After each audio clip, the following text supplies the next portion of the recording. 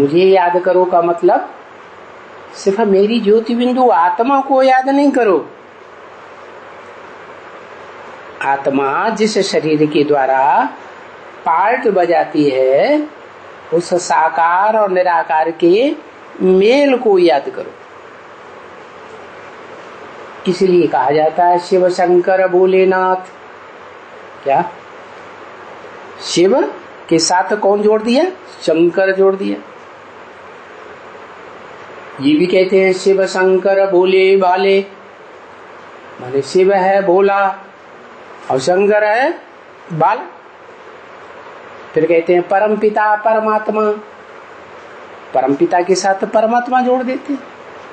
इसका मतलब हुआ कि परम पिता शिव और परमात्मा परम पार्टधारी हीरो पार्टधारी आत्मा कौन? देवदेव महादेव। तो दोनों का कॉम्बिनेशन है। ये सृष्टि ही प्रवृत्ति मार्ग से चलती है। प्रवृत्ति है आत्मा और प्रकृति की। प्रकृति माने प्रकृष्ट कृति। सुप्रीम सोल बाप आते हैं तो जो ज्ञान का बीज डालते हैं उससे ये प्रकृष्ट कृति तैयार होती है। जैसे बाप होता है ना दुनिया में, बीज डालता है काय में? माता में। तो जिस माता में बीज डालता है तब ही तो रचना तैयार होती है। क्या बच्चे की रचना बीज डालने के बाद ही होगी ना? और बच्चे से भी रचना पहली किसकी है? माता की। तो माता हो गई प्रथम रचना। तो मैं जिस तन में प्रवेश करता हूँ वो हो गई मत योनि परम ब्रह्म। ये गीता में लिखा है ना?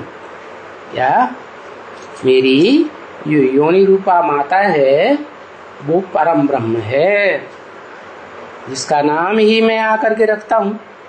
भले पुरुष तन में प्रवेश करता हूँ तो भी नाम ब्रह्मा रखता हूँ। जैसे दादा लेखराज में प्रवेश किया है तो नाम क्या रखा? ब्रह्मा।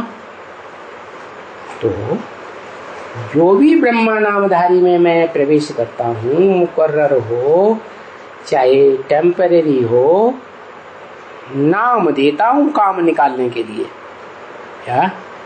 क्या नाम देता हूँ? ब्रह्मा। तो अव्वल नंबर जो ब्रह्मा है उसको शास्त्रों में कह दिया है परम ब्रह्म। गुरु ब्रह्मा गुरु विष्णु गुरुदेवो महेश्वर गुरु साक्षात परम ब्रह्म। तो ब्रह्मा कोई एक का नाम थोड़ा ही है।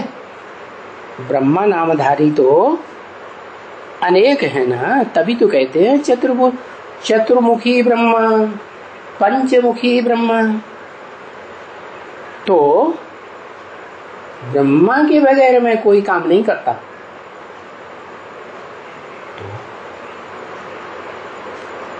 अब ये तुम्हारा हिसाब किताब कि तुम्हारा प्रत्यक्षता रूपी जन्म पहली माता से होता है। ब्रह्मा माने ब्रह्म माने बड़ी माँ माने माँ। दूसरी माता से होता है, तीसरी माता से होता है। भारत में जो होते हैं भारतवासी, एक शादी करते हैं तो खलास हो गई तो क्या करते हैं? कहते हैं एक जूती गई, दूसरी जूती लेते हैं, फिर तीसरी जूती, चौथी जूती, ऐसे करते हैं ना। तो मेरा बुद्ध रूपी पांव जिसमें प्रवेश करता है, क्या वो मेरा आधार है। सारे शरीर का वजन किसके ऊपर पड़ता है? घुटने पे पड़ता है, जूती पे पड़ता है ना। तो बताया मुझे याद करो। क्या मुझे का मतलब प्रैक्टिकल स्वरूप मेरा जो है उसे याद करो। मेरा सिर्फ ज्योति बिंदु रूप प्रैक्टिकल रूप नहीं है। अगर सिर्फ निराकार ज्योति बिंदु को याद करेंगे तो जैसे इब्राहिम, बुद्ध, क्राइस्ट और उनके फॉलोअर्स विधर्मी विदेशी बन जाते हैं, ऐसे विधर्मी विदेशी धर्मों में पार्ट बजाने वाली आत्मा बन जाएंगे, कन्वर्ट होते रहेंगे। इसलिए क्या करो,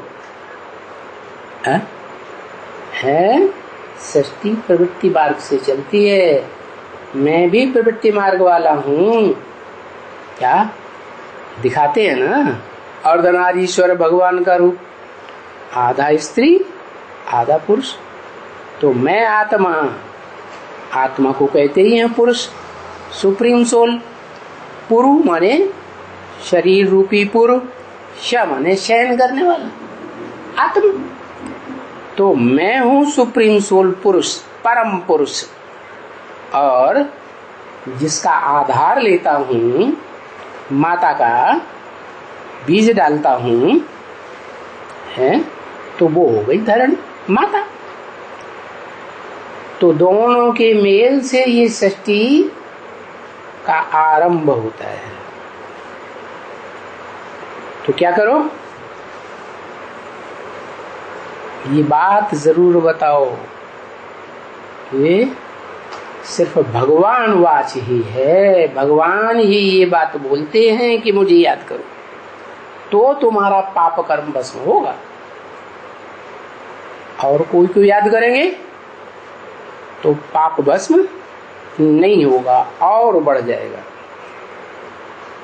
ऐसे भी नहीं कि मुझे भी याद करो फिर साथ साथ दूसरे को भी याद करो, नहीं। मिक्सचरिटी से क्या होगा, शुद्ध दुनिया तैयार नहीं होगी, सुख की दुनिया नहीं बनेगी।